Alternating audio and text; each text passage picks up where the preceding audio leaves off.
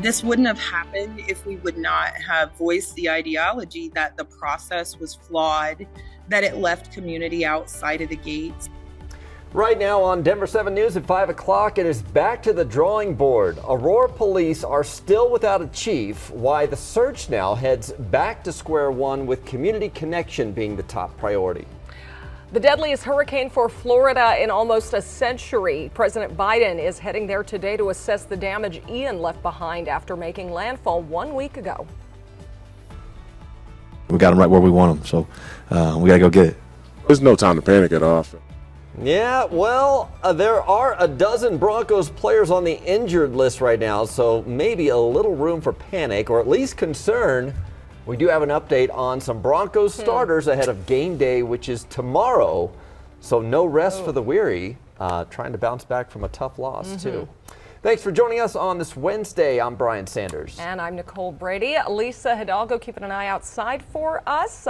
Starting out pretty nice today, Lisa. It's going to be gorgeous. Beautiful day. Now, we picked up a little bit of rain overnight. Now, as skies clear out, you're going to find a mostly sunny start. For the kids at the bus stop this morning, it's going to be upper 40s to right around 50 here in town. We'll be in the upper 60s by the time they get home today. Beautiful afternoon. Expect a lot of sunshine today.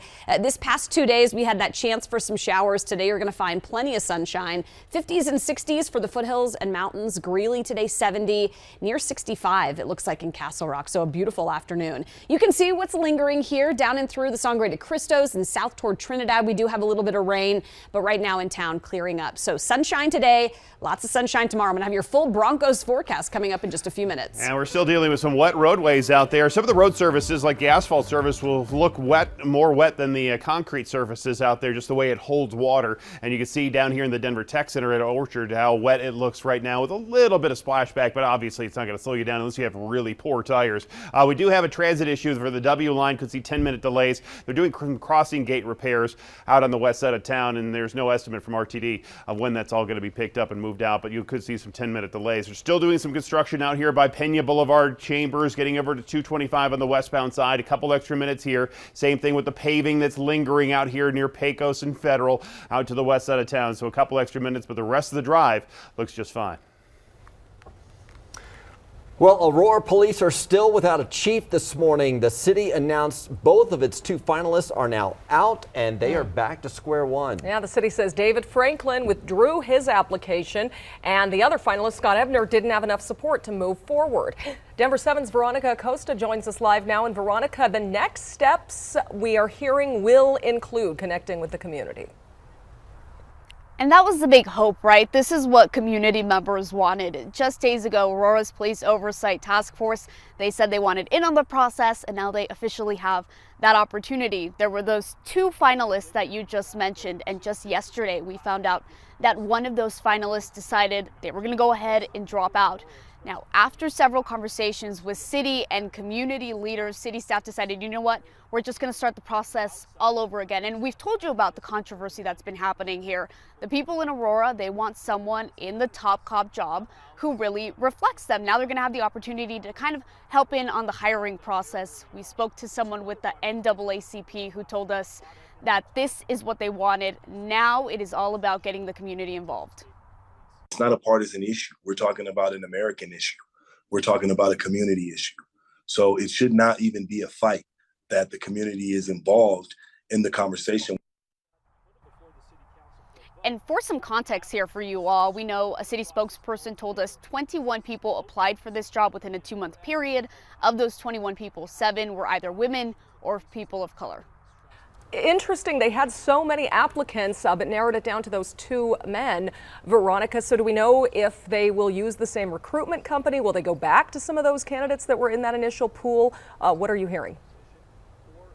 So that's the big question, right? That's what we're trying to get answers on this morning. Is Aurora going to use that same recruitment agency that they used to find those initial 21 people? Or are they going to go back to the drawing board completely? Are we going to be seeing a completely new pool of people within a few weeks or maybe a few months? So definitely a waiting game now, seeing what happens anytime now with this top cop job.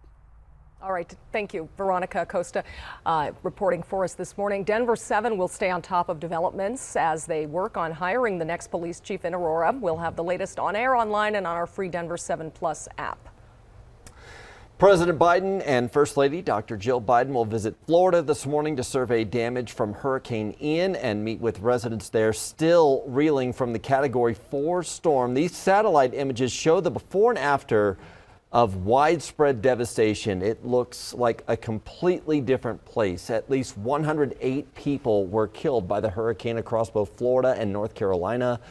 As we're seeing damage from the ground now, the majority of the people killed were in Florida, where search and rescue crews are still looking for survivors. And now Florida officials say they are making progress restoring power and delivering food and water and fuel to people who need it. Here's ABC's Jay O'Brien. This morning, President Biden preparing to survey damage from Hurricane Ian in Florida. The White House says the president and First Lady will be briefed on the ongoing response to the storm by the FEMA administrator and Florida Governor Ron DeSantis, a political rival. There will be plenty of time to discuss differences between the president and the governor, but now is not the time. Then the first family planning to meet with small business owners and local residents in Fort Myers, a city still reeling from the powerful Category 4 hurricane that first made landfall exactly a week ago. The president visiting a disaster zone where search and rescue operations are still underway in a desperate search for survivors. There's a lot of destruction. There are a lot of collapsed homes, a lot of debris. A home like this, we would go up here to the door, take a look, call out if anybody's home. More than 100 people killed by the hurricane in Florida alone, but also incredible stories of survival. The son who swam into the floodwaters to save his 84-year-old mother. How you holding up? Crews continue working to restore power. The state's largest utility company pledging to get electricity to all homes that are still habitable by the end of the week. And as the cleanup gradually begins, these satellite images show the before and after of the storm's widespread devastation. A neighborhood gone, a pier washed away. Ian leaving its mark on Southwest Florida. And whole barrier islands were cut off from the mainland by the storm, forcing rescue crews to rely mainly on helicopters. More than 1,000 people were evacuated from hard-hit Sanibel Island alone. Residents there will be allowed to temporarily return to homes and businesses today. Jay O'Brien, ABC News, Washington. So as that long cleanup process continues, you can still help. Denver 7 Gives is partnering with the Scripps Howard Fund for hurricane relief. You can make a donation by texting the word storm to 50155 and following the prompts there. You can scan the QR code on your screen or visit denver7.com/hurricane relief. Well, tomorrow is game day, but the Broncos list of injured players is still growing right now. Man, it has been a rough week for the Broncos. Right now, there are 12 players on their injured list, 2 more on injured reserve, which means they are out for the season.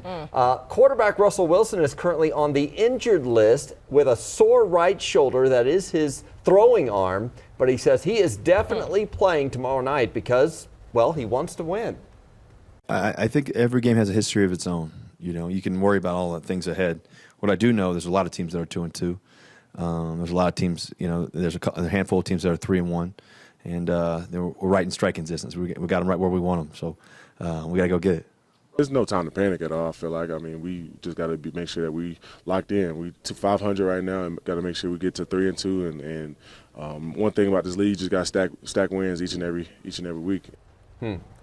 Well, a reminder that you can watch the Broncos-Colts game on Thursday night right here on Denver 7 as they try to bounce back and get back in the win column. Our pregame coverage starts at 5 p.m. Kickoff is just after 6, and then stick around for the big postgame show right after. Lisa. Yeah, weather-wise, it is going to be beautiful tomorrow night. I'll have that full tailgating forecast coming up here in just a minute. But as you're stepping out the door this morning, 40s, we'll get in the mid to upper 50s here by about 10 o'clock.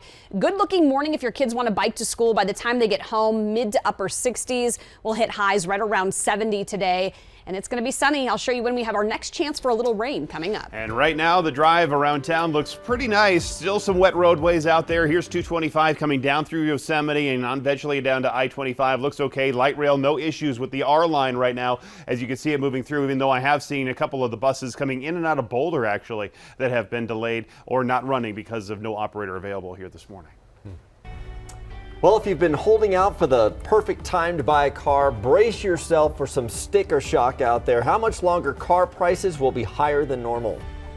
And are you a seat recliner or maybe a shoe taker offer? We are breaking down some of the rudest things people do on flights.